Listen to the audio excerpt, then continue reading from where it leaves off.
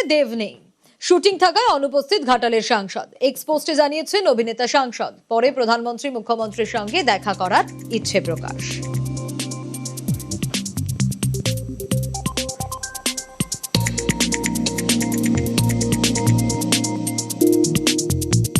Shooting লাদাখে গেছে, shooting করছে। কলকাতায় ফিরে এসেছেন দেব? কালকে ফিরেছে। তাহলে আমাদের ও তো লাস্ট মোমেন্টে আমাদের সব শিডিউল হচ্ছে না, ও তো এত সবসময় ও তো শুটিং, তারপরে কি শোটও করছে, ওটা সম্ভব।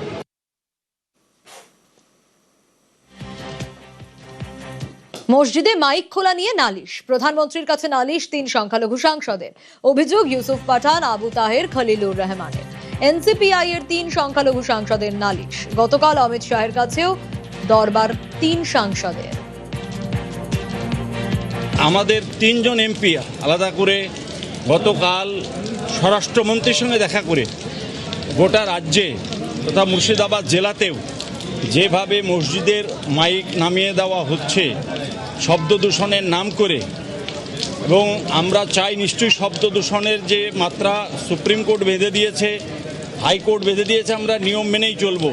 এটা যেন সকলের ক্ষেত্রে হয়। মসজিদ থেকে মাইকের আজান বন্ধ হয়ে যাচ্ছে, এটা আমাদের অন্তরের ব্যথা।